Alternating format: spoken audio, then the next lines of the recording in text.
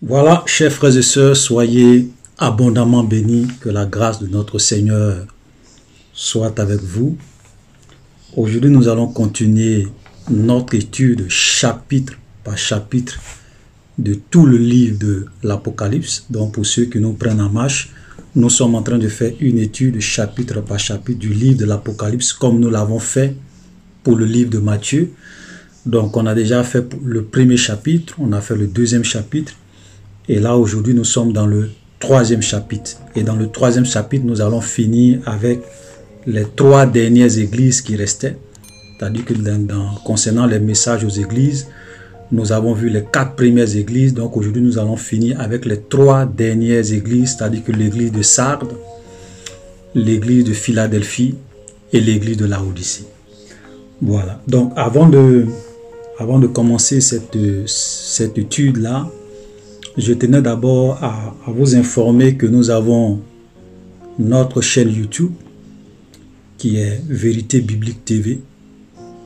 Et sur cette chaîne-là, nous avons pratiquement tous nos enseignements. Donc, vous avez des enseignements qui sont disponibles sur notre chaîne YouTube, qui n'est pas disponible sur notre page Facebook, parce que notre page Facebook est un peu plus récente par rapport à notre chaîne YouTube.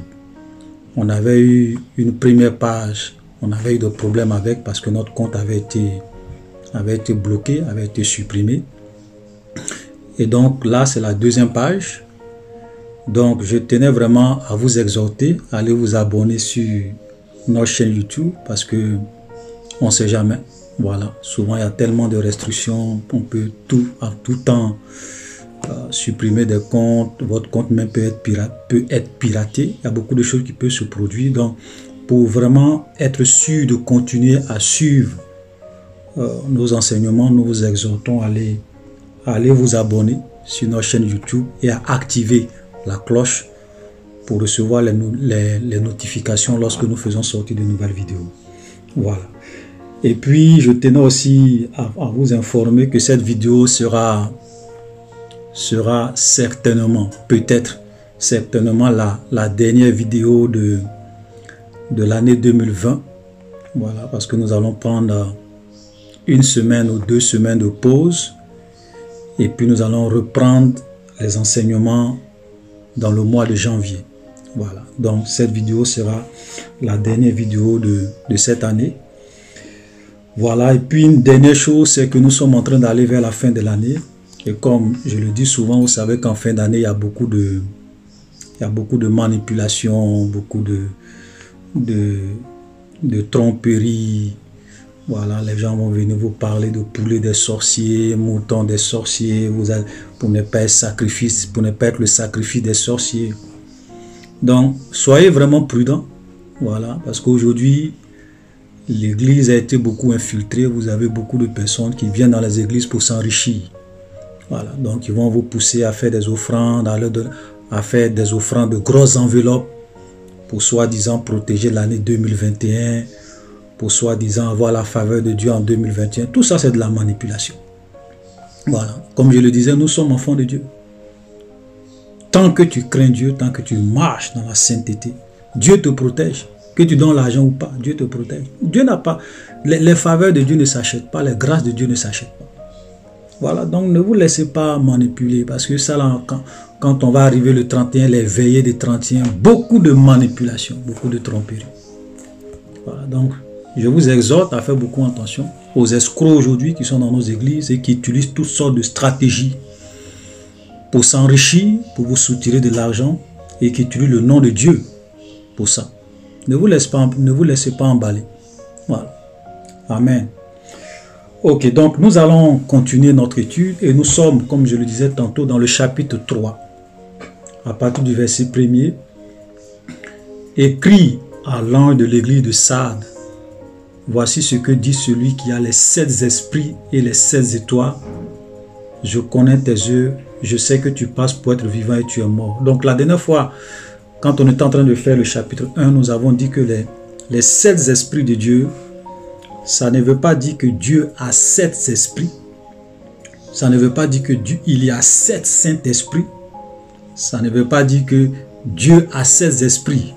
Non, il y a un seul esprit. il y a un seul Dieu. Voilà. Mais le chiffre 7, c'est le chiffre de la perfection. Donc la perfection de l'Esprit de Dieu, les 7 facettes de l'Esprit de Dieu, les 7 aspects de l'Esprit de Dieu. Voilà comment il faut comprendre. Amen. Et les 16 étoiles, nous l'avons dit également, ce sont les 7 messagers ou les 7 anges des 7 églises.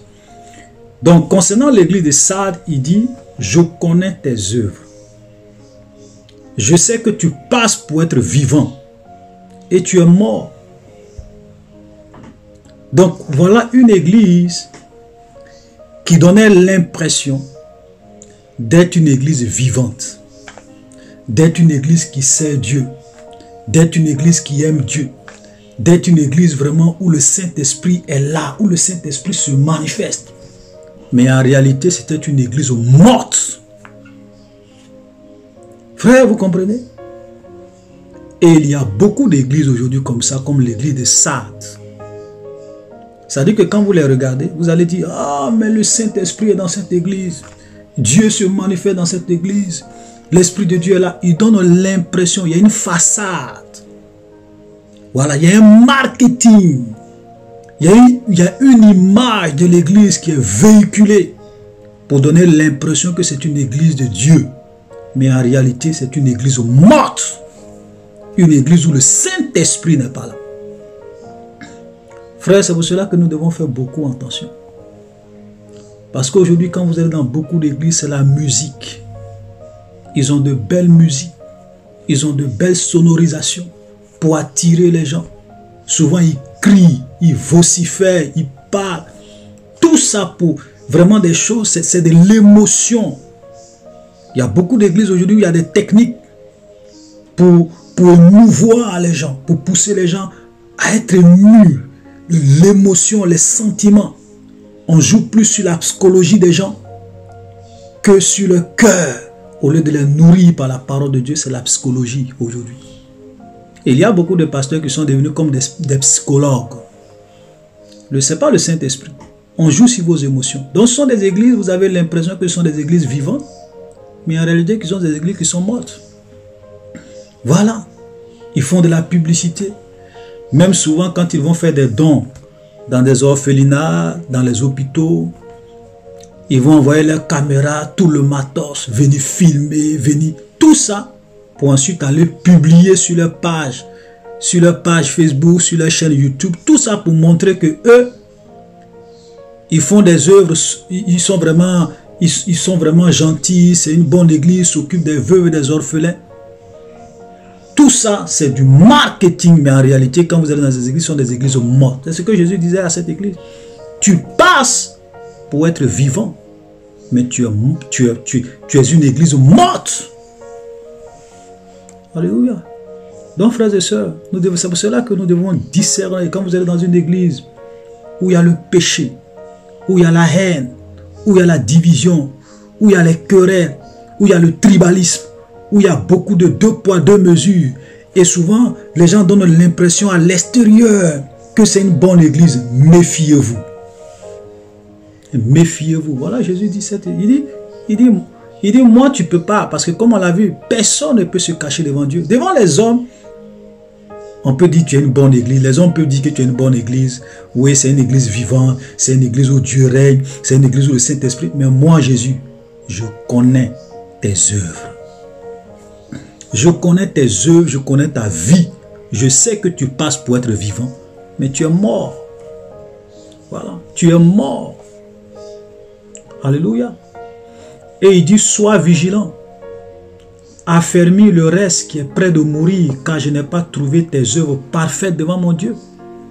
Voilà, donc et là, regardez, le Seigneur dit, sois vigilant, affermis le reste qui est près de mourir. Ça veut dire qu'il y avait une petite lumière encore, il y avait une petite valeur dans cette église. Ok? Et le Seigneur dit, même cette petite lumière est près de s'éteindre.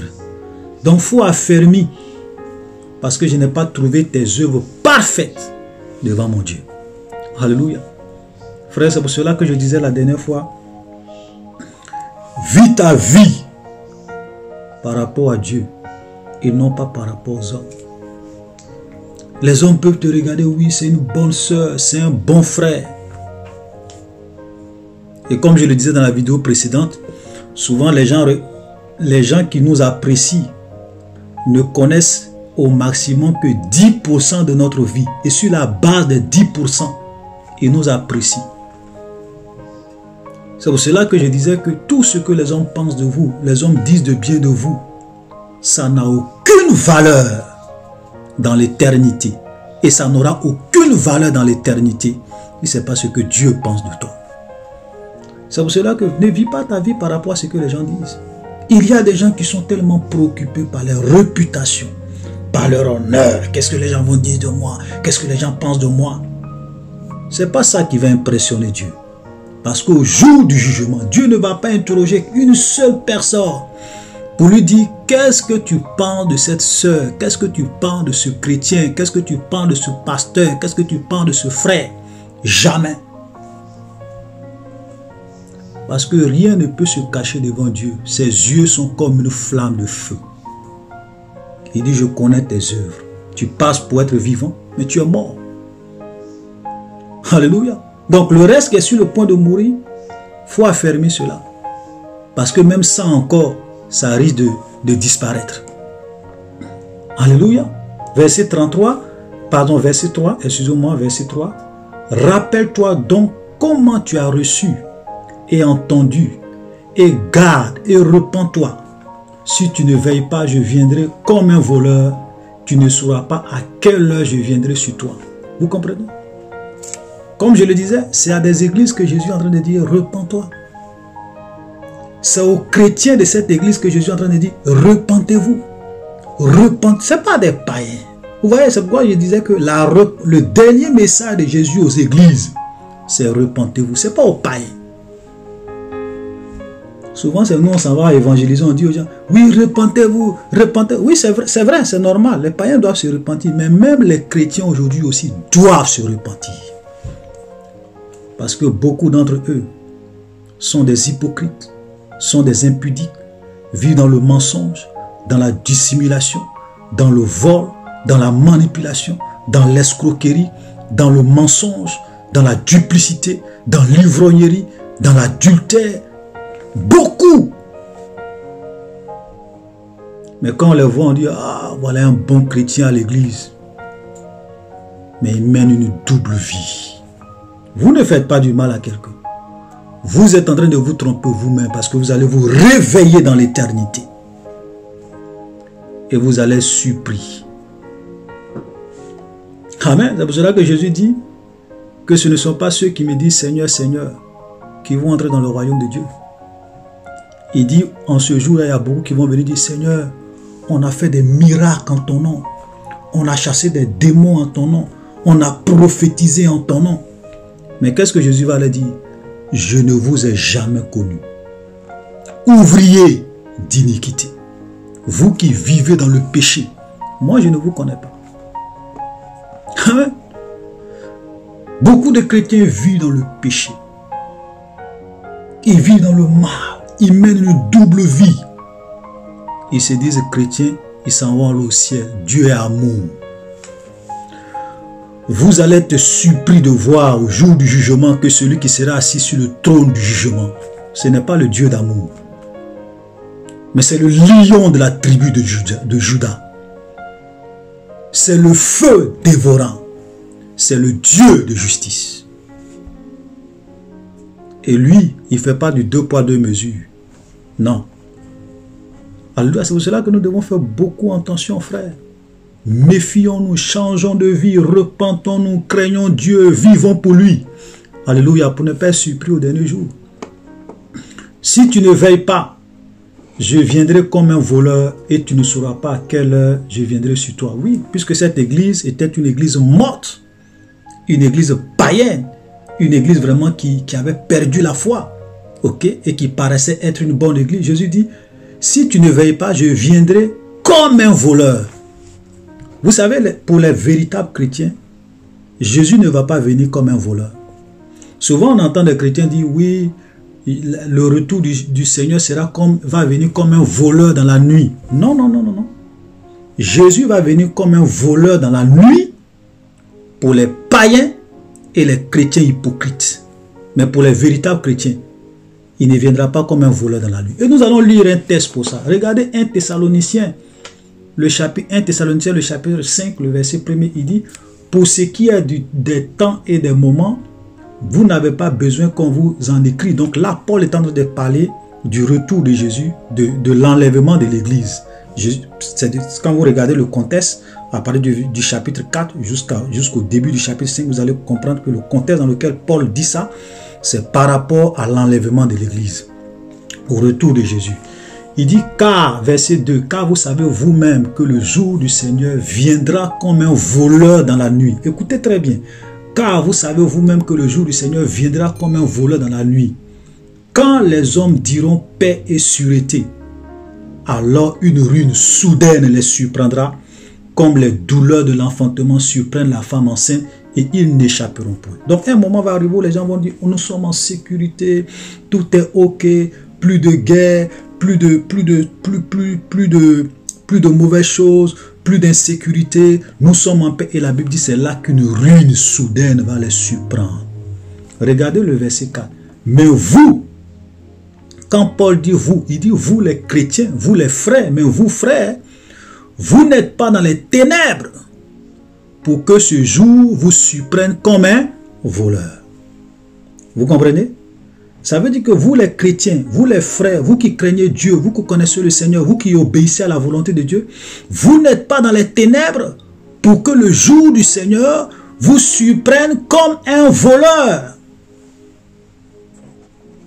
Donc le Seigneur viendra comme un voleur pour des églises mortes, pour des chrétiens de nom, pour des païens.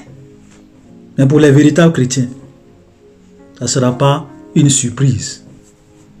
Parce que Jésus même a été clair, il dit, quand vous verrez ces choses arriver, levez la tête, parce que votre délivrance approche.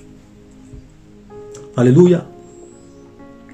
Cependant, verset 4, tu as à Sardes quelques hommes qui n'ont pas souillé leurs vêtements. Ils marcheront avec moi en vêtements blancs, parce qu'ils en sont dignes. Alléluia. Voilà. Ils vont marcher en vêtements blancs, parce qu'ils en sont dignes.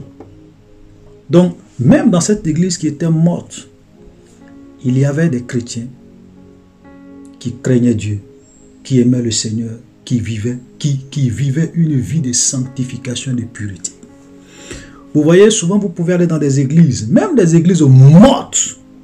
Vous avez au milieu quelques personnes qui aiment Dieu, qui vivent pour lui, qui le craignent, qui marchent dans la sainteté, qui ne vivent pas dans la compromission. C'est de ça qu'il est en train de dire. Il dit, tu as à ça quelques hommes qui n'ont pas souillé leurs vêtements. Ils marcheront avec moi en vêtements blancs parce qu'ils en sont dignes. Verset 5, celui qui vaincra sera ainsi vêtu de vêtements blancs. Je n'effacerai point son nom du livre de vie et je confesserai son nom devant mon Père et devant ses anges. Que celui qui a des oreilles entend ce que l'Église dit entend ce que l'Esprit dit aux églises. Donc là, le Seigneur a dit, tous les vainqueurs, tous les gens qui craignent Dieu, qui marchent dans la sainteté, dans la pureté, ils seront vêtus en vêtements blancs.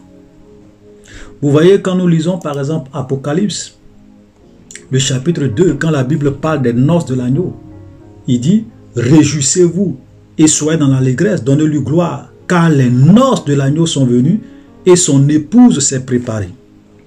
Et nous savons que l'épouse de Jésus, c'est l'Église. Il dit, il lui a été donné de se revêtir, il lui a été donné de se revêtir d'un fin lin, éclatant, pur. Car le fin lin, ce sont les œuvres justes des saints. Amen. Donc, ce habit blanc, ça symbolise quoi?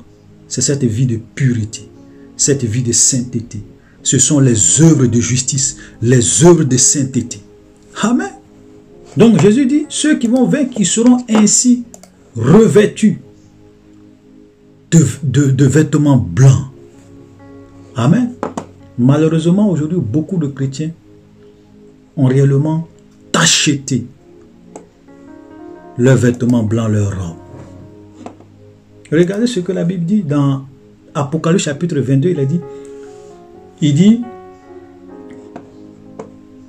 Voici, Apocalypse chapitre 14, bon, on va lire plutôt le verset 14.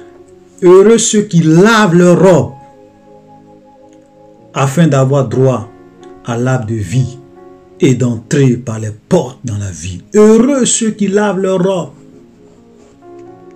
Et comment nous lavons notre robe? Par le sang de Jésus. Et par une vie de sainteté, de pureté. C'est-à-dire que quand le sang de Jésus lave cette robe et qu'elle devient blanche, quand le Seigneur lave nos vêtements et que ces vêtements deviennent blancs, on ne doit plus retourner et vivre dans le péché, pratiquer le péché. Parce que c'est le péché qui fait que nous perdons. Ok?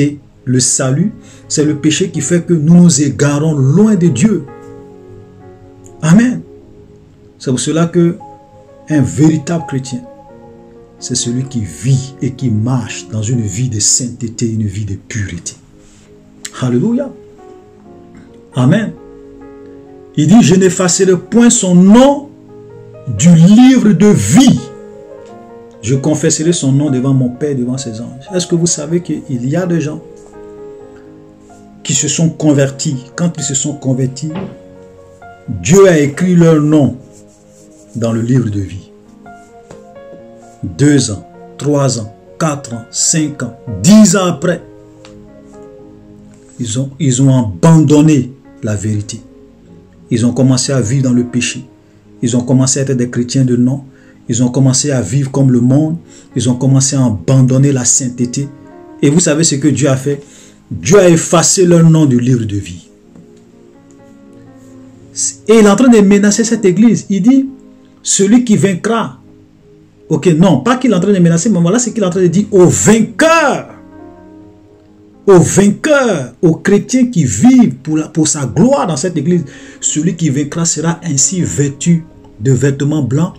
Je n'effacerai point son nom du livre de vie. Vous comprenez? Ça veut dire qu'il y a la possibilité que le nom de quelqu'un soit effacé. Le même Dieu qui a écrit ton nom dans le livre de vie, il peut aussi effacer ton nom. Et nous allons lire un verset. Ce que Dieu a dit à Moïse à ce sujet. Dans Exode 32, le verset 33, voilà ce que Dieu a dit à Moïse. L'Éternel dit à Moïse, c'est celui qui a péché contre moi. C'est celui, pardon, l'Éternel dit à Moïse, c'est celui qui a péché contre moi que j'effacerai de mon livre. Vous comprenez? Voilà ce que Dieu a dit à Moïse. Il dit, quand il est en train de parler à Moïse, il dit, c'est celui qui a péché contre moi, c'est celui-là que je vais effacer son nom de mon livre. Ça veut dire que Dieu peut écrire ton nom dans son livre de vie. Et puis après, il va effacer ton nom. Pourquoi? Parce que tu vis dans le péché. Ah, parce que tu vis dans le péché. Donc Dieu va effacer le nom de plusieurs. Il y a beaucoup de chrétiens aujourd'hui, leur nom qui était écrit dans le livre de vie, leur nom a été effacé il y a longtemps. Eux, ils pensent qu'ils sont toujours des chrétiens, ils pensent qu'ils s'en vont au paradis, ils pensent qu'ils vont mourir, ils vont aller au paradis. Mais il y a longtemps que Dieu a effacé leur nom de son livre de vie. C'est au dernier jour qu'ils vont se rendre compte que leur nom n'est plus dans le livre de vie, mais il sera déjà trop tard. Frère, c'est pour cela que je vous en prie, ne jouons pas avec le péché. Ne jouons pas avec le péché. Dieu a dit, c'est celui qui a péché contre moi, c'est lui que je effacerai son nom de mon livre. Donc, qu'est-ce qui peut faire que Dieu peut effacer le nom de quelqu'un du livre de vie? C'est le péché. C'est la vie de péché, la vie de débauche, la vie de duplicité, de mensonge, de calomnie, de critique, de médisance. La vie d'adultère, de fornication, d'avortement. Voilà les choses qui peuvent faire qu'un jour Dieu va effacer le nom de plusieurs de son livre. Le péché. C'est pour cela que si tu es chrétien, que cette histoire de péché, tu ne veux pas laisser, tu n'as rien compris de la vie chrétienne. Tu es en train de vivre, comme j'ai l'habitude de dire, une vie chrétienne d'illusion. Beaucoup de chrétiens vivent une vie chrétienne d'illusion. Alléluia. Que celui qui a des oreilles entende ce que l'Esprit dit aux églises. Verset 7. Écrit à l'ange de l'église de Philadelphie. Donc vous voyez quand vous regardez cette église, pardon, l'église de Sardes, Jésus n'a rien dit de bon sur cette église. Rien. Il n'y avait rien de positif dans cette église. Tout était, excusez-moi, tout était négatif. Rien de positif. Amen. Et nous allons venir dans l'église de Philadelphie. Écrit à l'ange de l'église de Philadelphie. Voici ce que dit le saint, le véritable, celui qui a la clé de David, celui qui ouvre et personne ne fermera, celui qui ferme et personne n'ouvrira. Alléluia. Frère, il dit, voici ce que dit le saint, le véritable, celui qui a la clé de David. Amen. Celui qui ouvre et personne ne fermera. Celui qui ferme et personne n'ouvrira. Dieu est celui qui a la clé de toutes choses. Amen. Et même quand il s'est révélé à Jean sur l'île de Patmos, comme nous l'avons lu dans le chapitre 1, il dit, je tiens dans mes mains les clés de la mort et du séjour des morts. Ce n'est pas le diable qui tient les clés de la mort et du séjour des morts dans ses mains. Ce n'est pas les démons qui tiennent les clés de la mort et du séjour des morts dans leurs mains. C'est pour cela que souvent, on se demande pourquoi les chrétiens ont tant peur des sorciers. Pourquoi les chrétiens ont tant peur de la mort. Voilà, et comme je le disais en début de cette vidéo, vous allez voir, nous sommes dans le mois de décembre. Oh là là, tu seras le poulet des sorciers. Tu ne seras pas le mouton des sorciers de ton village. Tu ne seras... Comment toi, un véritable chrétien, tu peux penser un seul instant que tu peux être le poulet d'un mystique, le poulet d'un sorcier, le mouton d'un sorcier? Comment? Pourtant, celui qui tient les clés de la mort et du séjour des morts, c'est Jésus-Christ de Nazareth. Vous voyez, non, viens faire une semence, et comme on appelle, viens faire une offrande de protection, viens faire une semence de protection. Oui, pour demander la protection de la manipulation aujourd'hui dans les églises. Viens s'aimer, semence de protection, offrande de protection, offrande pour l'année 2021, offrande pour ceci, de la manipulation, pure. Vous pensez que c'est votre argent qui va faire que Dieu va vous protéger? Si vous voulez que Dieu vous protège, vivez dans la sainteté, vivez dans la pureté.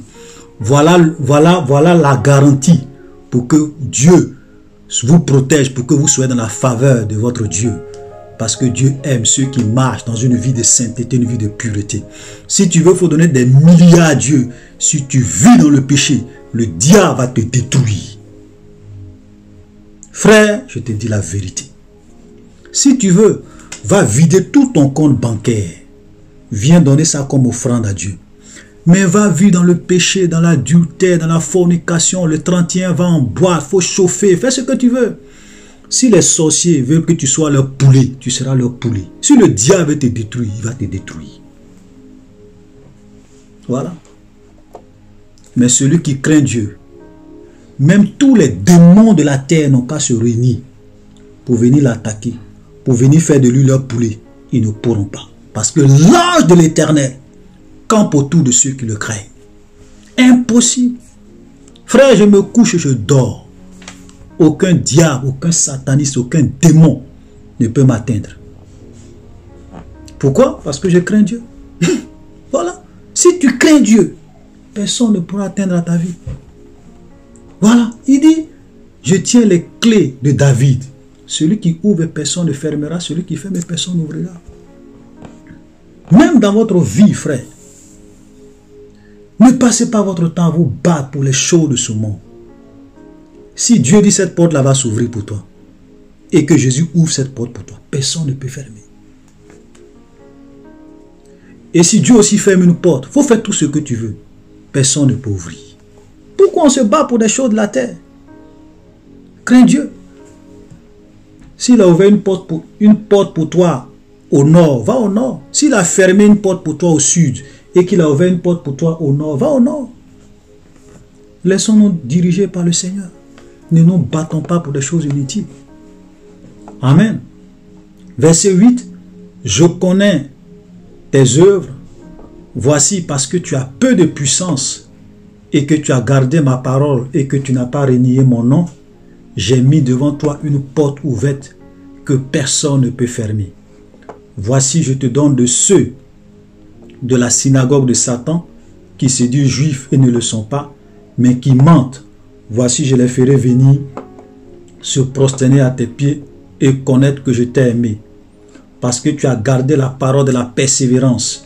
En moi, je te garderai aussi à l'heure de la tentation qui va venir sur le monde entier pour éprouver les habitants de la terre.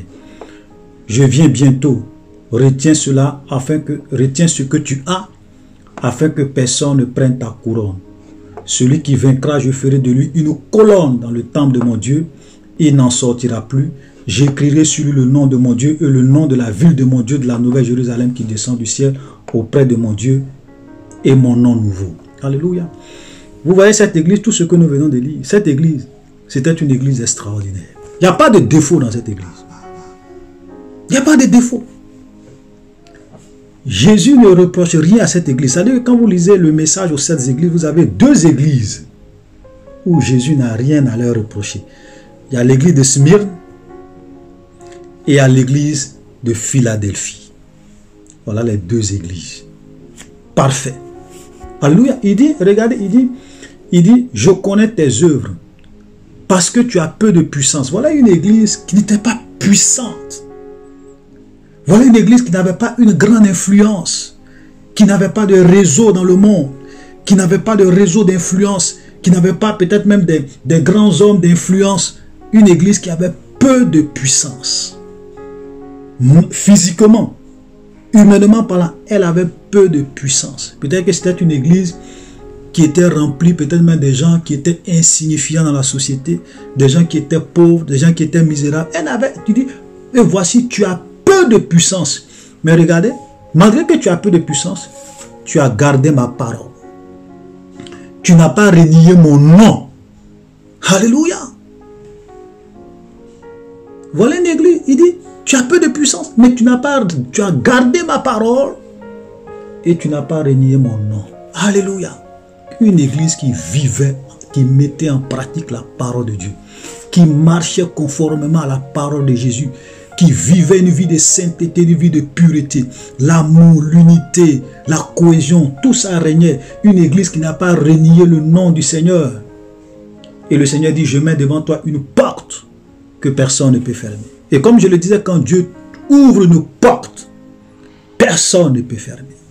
Alléluia. Il dit, voici, je te donne de ceux de la synagogue de Satan, qui se disent juifs et ne le sont pas, mais qui mentent. Je les ferai venir se prosterner à tes pieds et reconnaître que je t'aime. Voilà. Vous voyez? Donc, il dit synagogue de Satan. C'est-à-dire que des gens qui étaient contrôlés par le diable, qui se disaient peuple de Dieu, qui se disaient église du Seigneur, mais Jésus les identifie ici comme des gens de la synagogue de Satan. Et des gens qui se disent juifs. Parce que quand on dit juif, ça veut dire le peuple de Dieu. Les juifs sont considérés comme le peuple de Dieu. Et Jésus dit, ils ne le sont pas, mais qui sont des menteurs. Mais qui mentent. Et vous avez beaucoup d'églises aujourd'hui qui se disent église de Jésus, mais en réalité qui sont une synagogue de Satan. Parce que les pasteurs à la tête de ces églises, les responsables à la tête de ces églises sont des mystiques, sont des francs-maçons, sont des agents du diable, qui utilisent de pouvoirs occultes, qui enseignent des choses bizarres, des doctrines des démons pour égarer le peuple de Dieu, qui sont focalisés uniquement que sur l'évangile de prospérité, le péché. Ils prêchent rarement sur le péché dans leur église. Parce qu'ils veulent que les gens, qu'ils aient de grandes églises, que l'argent puisse rentrer, que les dîmes puissent rentrer. Même si les gens n'ont qu'à vivre dans le péché, qu'ils aillent à l'enfer, ce n'est pas le problème. Des synagogues de Satan. Ils se disent juifs, ils se disent enfants de Dieu, ils se disent église du Seigneur, mais en réalité sont des menteurs. Dieu ne les connaît pas. Et Jésus dit, tous ceux-là qui se sont moqués de toi, qui t'ont combattu, je vais les faire venir. Et ils vont se prosterner devant toi. Et reconnaître que je t'ai aimé. En quelque sorte, je vais les attirer à toi. Et Dieu fait grâce. Souvent, il y a des gens qui étaient dans des églises sataniques, des gens qui étaient dans la sorcellerie, qui est influencés, et souvent Dieu les sauve. Alléluia. Amen. Et il dit, verset 10, parce que tu as gardé la parole de la persévérance en mon nom, je te garderai aussi à l'heure de la tentation qui va venir sur le monde pour éprouver les habitants de la terre.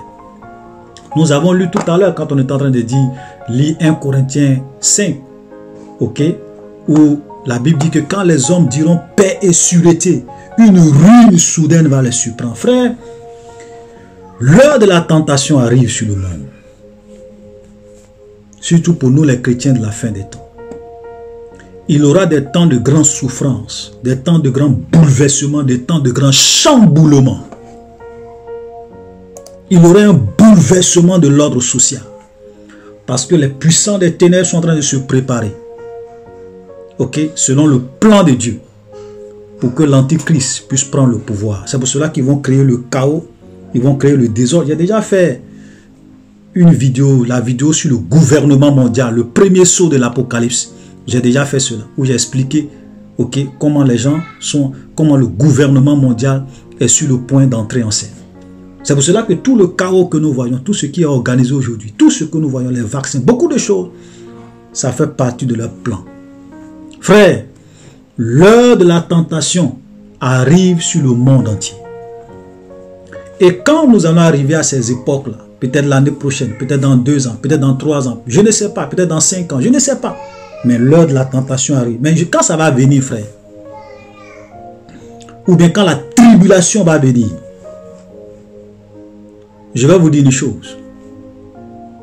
La seule chose qui pourra vous épargner, ce qui va faire que Dieu pourra vous faire grâce à cette époque, ce n'est pas votre argent. Parce que l'économie même va s'effondrer. Les gens vont perdre leur travail. Beaucoup de personnes seront au chômage. Il y aura un chamboulement. Ce qui va faire que Dieu va te faire grâce à cette époque, ce n'est pas ton argent. Ce n'est pas tes réalisations. Ce n'est pas ton compte bancaire. Parce que tout ça, la main, tu risques de perdre. Si aujourd'hui les banques font faillite, les milliards que tu as dans ton compte, tu ne pourras même plus retirer. Si l'économie s'écroule aujourd'hui, tous tes milliards que tu as qui est dans ton compte bancaire, tu ne pourras pas retirer. On a vu un peu le cas.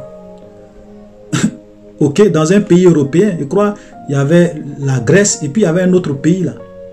Où quand la crise économique a commencé à s'abattre, eux-mêmes leur propre argent qu'ils avaient sur leur compte bancaire, on leur dit, monsieur, voilà, c'est tel montant tu peux retirer par semaine. Tu ne peux pas dépasser. Ton propre argent, tu ne peux pas retirer. C'est pour cela que ne compte pas sur tes richesses. Ne compte pas sur tes réalisations. Compte sur Dieu. Et c'est ce que Jésus est en train de dire à cette église. Il dit, parce que tu as gardé la parole de la persévérance en moi, je te garderai aussi à l'heure de la tentation qui va venir sur les habitants de la terre. Amen. Ceux qui craignent Dieu, le Seigneur va les faire grâce. Le Seigneur va les protéger. Peut-être qu'ils auront des problèmes aussi, mais Dieu, d'une manière ou d'une autre, va les préserver. Alléluia. C'est pour cela que, frère, c'est le temps de revenir à la parole, de craindre Dieu, de se sanctifier, de se purifier. Parce que l'heure de la tentation qui arrive, les temps difficiles qui vont venir sur la terre, ce n'est pas ton argent qui va te faire grâce. C'est Jésus-Christ, c'est Dieu qui pourra te garder. Craignons Dieu, marchons selon sa parole, vivons pour lui. Parce que le désordre arrive, le chaos arrive, frère. Amen. Donc il dit, verset 11, je viens bientôt, retiens ce que tu as afin que personne ne prenne ta couronne. De la même manière qu'il y avait des gens qui avaient leur nom écrit dans le livre de vie, il y avait aussi des gens, non seulement leur nom était écrit dans le livre de vie, mais ils avaient des couronnes. Mais parce qu'ils n'ont pas su veiller, ils n'ont pas su persévérer jusqu'à la fin, quelqu'un d'autre a pris leur couronne. Je vais vous dire une chose, chers frères et sœurs. Si Dieu t'appelle par exemple à le servir, peut-être que le Seigneur t'a appelé depuis le ventre de ta mère être un pasteur. Et puis toi, tu refuses d'être pasteur. Tu dis non, Seigneur, je ne veux pas, tu résistes. Tu dis non, je ne veux pas te servir. Je vais te dire une chose. Ce n'est pas parce que toi, tu refuses de servir Dieu que l'œuvre de Dieu va s'arrêter. Jamais. Dieu va susciter quelqu'un d'autre qui va faire cette même œuvre à laquelle il t'avait appelé. Et cette personne va prendre la couronne qui t'était destinée. Frère, c'est la vérité. Personne ne peut entraver l'œuvre de Dieu. Voilà, donc il dit à cette église, retiens ce que tu as en fait que personne ne prenne ta couronne. Le Seigneur ne fait pas des menaces en l'air. Qui dit que personne ne prenne ta couronne, ça veut dire qu'il y a la possibilité qu'une autre personne puisse prendre ta couronne. Et que toi, tu puisses perdre cette couronne. Alléluia. Frère, il y a des réalités spirituelles que nous devons comprendre dans la vie chrétienne. Voilà. C'est malheureux de voir les chrétiens qui passent aujourd'hui tout leur temps à courir après l'argent, après la bénédiction, après les choses de ce monde. La vie ne s'arrête pas à l'argent. La vie ne se résume pas au mariage. La vie ne se résume pas aux choses matérielles. La vie ne se résume pas aux belles voitures, aux belles maisons. La vie chrétienne ne se résume pas à ça. La vraie vie chrétienne, c'est même pas ça. Parce que même dans le monde, il y a des gens qui ont de belles voitures. Ils ont de belles femmes. Ils ont des réalisations. Ils ont des entreprises qui engrangent des milliards. Mais ils vont mourir, ils vont aller en enfer. Qu'est-ce qui est important? Ce n'est pas les choses de ce monde. Amen. Amen. Donc nous allons aller un peu rapidement. Et nous allons terminer par la dernière église, l'église de Laodicée. Verset 14. Écrit à l'an de l'église de Laodicée, voici ce que dit l'Amen, le témoin fidèle et véritable. Ok. Le commencement de la création de Dieu. Je connais tes œuvres. Amen. Jésus dit à cette église, je suis le témoin fidèle et véritable, le commencement de la création de Dieu. Il dit, je connais tes œuvres. Je sais que tu n'es ni froid, ni bouillant. Puisses-tu être froid ou bouillant, mais parce que tu es tiers, et que tu n'es ni froid ni bouillant, je te vomirai de ma bouche. Frère, voilà une vérité fondamentale. Voilà une réalité spirituelle fondamentale que chaque enfant de Dieu doit garder à l'esprit. Dieu n'est pas dans du deux poids.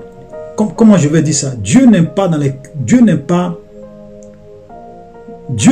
moitié-moitié. Il y a des gens qui se disent chrétiens, qui ont un pied dans l'église, un pied dans le monde. Il y a des gens qui se disent chrétiens, mais qui mènent une double vie. Il y a des gens qui se disent chrétiens qui ne sont ni froids, ni bouillants, qui ne sont ni chauds, ni froids. Et regardez, Jésus dit, moi, il dit, parce que tu n'es ni froid ni bouillant, puisses-tu être froid ou bouillant. C'est-à-dire que Dieu est en train de dire, moi je préfère que tu sois froid totalement, ou je préfère même que tu sois bouillant totalement. Amen. C'est-à-dire que Dieu, c'est le Dieu de tout ou rien. Voilà. Le Dieu de tout ou rien. Soit tu es froid, soit tu es bouillant. Soit c'est 0, soit c'est 20 sur 20. Si je veux parler de façon imagée. Vous comprenez? Ça veut dire que ceux qui en réalité font semblant d'être des chrétiens, ou bien qui font semblant d'être des chrétiens de dimanche, laissez-moi vous dire, Jésus va vous vomir. C'est ce qu'il dit, parce que tu es tiède et que tu n'es ni froid ni bouillant, je te vomirai de ma bouche. Ça dit que soit tout ton cœur est à Dieu, ou bien toi, tout ton cœur est au diable. Frère, il y a deux postérités dans ce monde. Soit tu es de la postérité du diable, ou bien tu es enfant du diable. Je parle de la postérité spirituelle. Je n'ai pas dit de la... Parce qu'il y a des gens qui comprennent très mal. Je ne suis pas en train de parler des enfants biologiques. Je parle des enfants spirituels. Soit tu es un enfant spirituel du diable, ou bien tu es un enfant spirituel de Dieu. Il n'y a pas de milieu. Il n'y a pas de position neutre dans la vie chrétienne. Et Jésus dit à cette église, parce que tu n'es ni froid ni bouillant, moi Jésus, je vais te vomir. Donc tous ceux qui ont un pied dedans, un pied dans le monde, soyez sûrs d'une chose. Vous n'êtes pas pour Dieu. Et vous n'allez pas entrer au paradis. Voilà. Parce que Dieu préfère quelqu'un qui est chaud ou quelqu'un qui est bouillant. Pardon, quelqu'un qui est froid ou quelqu'un qui est bouillant. Il n'aime pas. Et quand il te met dans sa bouche et que tu es tiède, il te vomit automatiquement. Amen. C'est pour cela que nous devons faire beaucoup attention. C'est pour cela que nous devons crier, Seigneur, sauve-moi, purifie-moi, sanctifie-moi, change-moi, façonne-moi. Parce que la Bible dit, celui qui me cherche me trouve. Dieu dit, celui qui me cherche me trouve. Si tu le cherches de tout ton cœur, Dieu va se laisser trouver par toi. Même si tu es dominé par un péché, que tu le cherches véritablement, Dieu va te libérer. Mais si tu veux faire du 2 poids, 2 mesures, ou bien si tu veux tricher avec Dieu, tu vas l'apprendre à tes dépens parce que Dieu va te vomir. Alléluia. Et regardez ce que cette église-là se disait, verset 17. Parce que tu dis, je suis riche, je me suis enrichi, je n'ai besoin de rien. Et parce que tu ne sais pas que tu es malheureux, misérable, pauvre, aveugle et nu. Vous voyez, voilà une église qui se disait qu'elle est riche. Comme aujourd'hui, vous avez beaucoup de chrétiens, beaucoup d'églises qui disent que oui, je suis riche. Beaucoup de pasteurs qui disent oui, je me suis enrichi, je suis devenu riche. Et on prêche l'évangile de prospérité, la prospérité matérielle aux gens. Et les gens sont devenus riches, les gens sont riches. Il y a des églises où il y a beaucoup, vous avez des gens qui sont vraiment prospères, qui sont riches. Mais je vais vous dire une chose. Ce n'est pas parce que vous êtes riche sur la terre que devant Dieu vous êtes riche. C'est pour cela que je disais que la véritable richesse, elle est spirituelle. Vous pouvez être riche, vous pouvez être influent. Parce que quand cette église a dit qu'elle est riche matériellement, elle est riche intellectuellement, elle est riche peut-être même dans plusieurs domaines. Mais quand Dieu la regarde, il dit tu es pauvre, tu es misérable, tu es malheureux, tu es aveugle et tu es nu. Vous voyez, les yeux de Dieu ne sont pas comme nos yeux. Nous, on regarde quelqu'un qui a beaucoup d'argent. Oh oui, ce frère, il est béni, il est riche. Quand on regarde quelqu'un, oui, il a des entreprises qui lui rapportent des milliards. Oh, ce frère, il est béni, il est riche. Mais quand, frère, ce n'est pas ça la richesse devant Dieu. Nos richesses matérielles, ce n'est pas ça la richesse devant Dieu. C'est pour cela que l'évangile de prospérité, c'est du mensonge. Voilà une église. Je suis riche. Je me suis enrichi. Je n'ai besoin de rien. Et Dieu lui dit, parce que tu ne sais pas que tu es malheureux, tu es misérable, tu es pauvre, tu es aveugle et tu es nu. Maintenant, comment quelqu'un peut être riche et Dieu va dire qu'il est pauvre? C'est parce que ce que nous on appelle richesse, ce n'est pas ce que Dieu appelle richesse. Amen. Alléluia. Vous savez, j'avais écouté le témoignage, j'avais lu le livre de quelqu'un, David Wilkerson, pour ceux qui le connaissent. Il avait fait un livre où Dieu lui avait montré des visions concernant la fin des temps. Je vais juste vous parler d'une partie de cette vision. Il dit, c'est comme si dans sa vision, il a vu le diable aller se présenter devant Dieu pour la toute dernière fois. Et tout comme cela s'est passé avec Job. Dieu lui a dit, est-ce que tu as vu les chrétiens de la fin des temps? Il dit, oui Seigneur, je les ai vus. Mais, et vous savez ce que le diable va dire à Dieu? Il va dire, Seigneur, bénis les chrétiens de la fin des temps. Rends-les prospères, donne-leur du voyage, donne-leur le mariage, donne-leur du succès. Et je suis sûr qu'ils vont te maudire en face. Vous voyez, quand vous lisez le livre de Job, quand le diable allait se présenter devant Dieu, il a dit à Dieu, si tu arraches la richesse matérielle de Job, si tu le prives de ses biens matériels, Job va t'abandonner. Cette fois-ci, c'est le contraire, il allait dire à Dieu. Il a dit à Dieu, il faut bénir les chrétiens. Il faut les rendre prospères. Il faut leur donner beaucoup d'argent, les voyages, l'argent, que leurs entreprises marchent, qu'ils aient du travail, qu'ils aient des emplois. Ils sont très bien payés. Et je suis sûr qu'ils vont te maudire en face. Et dans sa vision, c'est comme si Dieu a voulu relever le défi. Et les chrétiens de la fin des temps, ils ont commencé à avoir des situations stables. Ils ont commencé à avoir des entreprises. Ils ont commencé à prospérer. Ils ont commencé à avoir beaucoup d'argent. Et quand l'argent est venu, la gloire est venue, la richesse est venue, beaucoup ont commencé à abandonner la main de Dieu. Beaucoup ont commencé à aller à l'église, mais leur cœur n'était plus attaché à Dieu. C'est vrai qu'ils allaient à l'église, mais leur cœur était maintenant attaché aux choses du monde, préoccupés par leur voyage, préoccupés par leur mariage, préoccupés par leurs entreprises. Et il dit qu'il a vu le diable rire aux éclats. Satan était content. Et il a dit, voilà les chrétiens de la fin des temps. Ils ont l'argent, ils ont de bons boulots, ils ont du travail. Ils n'ont plus le temps pour leur Dieu. Ils n'ont plus le temps de prier. Ils n'ont plus le temps de méditer. Ils n'ont plus le temps pour leur Seigneur. Et c'est comme s'il a vu beaucoup de chrétiens de la fin des temps devenir des chrétiens tiers, comme cette église de Laodicée. Ils ont commencé à être des chrétiens un pied dedans, un pied dehors, comme cette église de Laodicée qui n'est ni chaud ni froid. Et Satan était content parce qu'il était en train d'avoir beaucoup de chrétiens à la fin des temps. Parce que sa vision, c'était une vision sur la fin des temps. Et le cœur de Dieu était attristé. Parce que quand Dieu regardait ses chrétiens, il faisait semblant d'aller à l'église. Ils allaient à l'église, mais en réalité, ils avaient perdu tout. Ils avaient perdu la véritable foi. Ils vivaient pour les choses de ce monde. Frères, écoutez très bien. C'est pour cela que je vous dis que cette doctrine de l'évangile de prospérité, c'est une doctrine démoniaque. Et beaucoup de personnes vont se perdre à la fin des temps à cause de ça. Frère, le diable n'est pas fou. Écoutez-moi très bien, je le répète à chaque fois que je parle de la prospérité. Je ne dis pas qu'un chrétien doit être pauvre.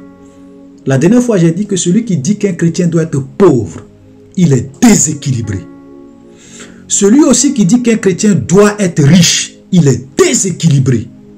Parce qu'il y a une grande différence entre est-ce qu'un chrétien peut être riche et est-ce qu'un chrétien doit être riche. Un chrétien peut être riche. Il y a plusieurs exemples dans la Bible. Un chrétien aussi peut être pauvre. Il y a plusieurs exemples dans la Bible. Mais celui qui vient dire qu'un chrétien doit être riche, que si tu n'es pas riche, tu n'es pas dans la volonté de Dieu, tu n'es pas dans le plan de Dieu. Vous voyez des pasteurs qui viennent prendre des versets sans les comprendre, qui disent oui, voilà ce qu'un chrétien doit faire pour être prospère matériellement. Cette église était riche, cette église était prospère, cette église était riche, et Dieu dit tu es malheureux, tu es misérable, tu es pauvre, tu es aveugle et tu es nu. Qu'est-ce que vous appelez la richesse? Qu'est-ce que vous appelez la bénédiction? Il y a la bénédiction, il y a la richesse selon les hommes, et il y a la bénédiction et il y a la richesse selon Dieu. Et regardez le verset 18. Qu'est-ce que Dieu dit à cette église? Je te conseille d'acheter de moi de l'or éprouvé par le feu, afin que tu deviennes riche. Ce que toi tu appelles richesse, ce n'est pas la richesse pour moi. Achète de moi de l'or éprouvé par le feu, afin que tu des vêtements blancs. Et nous avons vu que ces vêtements blancs, c'est quoi? C'est la vie de sainteté, la vie de pureté, la crainte de Dieu. Afin que tu sois vêtu et que la honte de ta nudité ne paraisse pas. Un collier pour oindre tes yeux afin que tu vois. Tu es aveugle. Viens acheter de moi des colliers pour oindre tes yeux afin que tu vois. Pour que je t'ouvre les yeux, je te donne la révélation. J'illumine les yeux de ton cœur pour que tu puisses voir ce qui est vrai, ce qui est impérissable, ce qui est éternel, ce qui aura de la valeur dans l'éternité. Alléluia. Et il dit, moi je reprends et je châtie tout ce que j'aime. Aie donc du zèle et repens-toi. Encore à cette église, Jésus dit, repens-toi. Repens-toi. Repens-toi. Frère, repentons-nous, revenons au Seigneur. Verset 20. voici, voilà un verset souvent qu'on cite quand on va évangéliser, hein. Mais regardez, voici je me tiens à la porte et je frappe. Si quelqu'un entend ma voix et ouvre la porte, j'entrerai chez lui, je souperai avec lui et lui avec moi. Et ça, Jésus n'est pas en train de dire ça aux païens, hein. Il est en train de dire ça à une église. Il dit à cette église, je me tiens à la porte et je frappe. Vous comprenez? Jésus est en train d'aujourd'hui frapper à la porte du cœur de plusieurs soi-disant chrétiens. Jésus frappe à leur porte. Jésus frappe à leur porte pour qu'ils les ouvrent. Pour que, il dit, si quelqu'un entend ma voix et ouvre la porte, malheureusement, beaucoup entendent la voix de Dieu. Ils n'ouvrent pas la porte de leur cœur. Ils n'ouvrent pas la porte de leur vie. Ils se jouent les sourds. Mais Jésus, comme je le dis, Dieu ne force personne. Il frappe. Il dit, je me tiens à la porte, je frappe. Si quelqu'un entend ma voix et ouvre la porte, excusez-moi, j'entrerai chez lui et je souperai avec lui, celui qui vaincra. Amen. Maintenant, si toi tu dis tu n'ouvres pas, Jésus ne va pas rentrer chez toi. Il ne va pas forcer. Verset 21, celui qui vaincra, je le ferai asseoir sur mon trône, comme j'ai vaincu et me suis assis avec mon Père sur son trône. Alléluia. Amen. Donc ça veut dire, comme je le disais dans la vidéo précédente, nous allons régner, nous allons être assis sur des trônes, parce que un trône, c'est quoi? La royauté, ok, la domination, le pouvoir. Nous allons avoir le pouvoir, nous allons avoir la domination, nous allons régner avec Jésus. Il dit, celui qui vaincra, je le ferai asseoir avec moi sur mon trône, et comme moi-même j'ai vaincu et me suis assis avec mon Père sur son trône. Non, Jésus a vaincu et il s'est assis avec son Père sur son trône. Souvent, vous avez des gens qui veulent se croire les plus malins. Parce qu'ils veulent souvent justifier un certain nombre de doctrines. Ils disent, mais si on dit qu'il y a Dieu le Père, Dieu le Fils, Dieu le Saint-Esprit, est-ce qu'au ciel, là, il y a 3 trônes? Est-ce qu'il y a le trône du Père à part, le trône du Fils à part, le trône du Saint-Esprit à part? Frère, vous savez, évitez de ramener Dieu à votre intelligence humaine. Évitez de rabaisser Dieu à votre intelligence humaine. Dieu n'est pas ok. Il nous transcende, il transcende notre intelligence. Parce que vous pensez que quand le trône de Dieu là, vous pensez que c'est comme on appelle, vous pensez que le trône de Dieu, ou bien c'est un fauteuil avec une seule place. Je vous pose la question. Parce que quand on parle de trône de Dieu, les gens pensent à quoi? Vous pensez que ce sont vos trônes, les fauteuils de vos présidents, où quand une seule personne est assise là-dessus, personne d'autre ne peut s'asseoir. Le jour que quelqu'un va vous demander est-ce qu'il y a 3 trônes au ciel, dites-lui que le trône de Dieu est un trône qui fait des kilomètres. Répondez-lui ça. Et que les gens arrêtent de ramener Dieu à leur intelligence humaine. Le trône de Dieu, le jour que quelqu'un vous dit est-ce qu'au ciel il y a 3 trônes, dites-lui que le trône de Dieu, c'est un trône qui fait des kilomètres. Donc plusieurs personnes peuvent s'asseoir là-dessus. Dites-lui ça. Amen. La Bible dit autant les cieux sont élevés au-dessus de la terre, autant les voix de Dieu sont élevées au-dessus de nos voix et les pensées de Dieu élevées au-dessus de nos pensées. Voilà.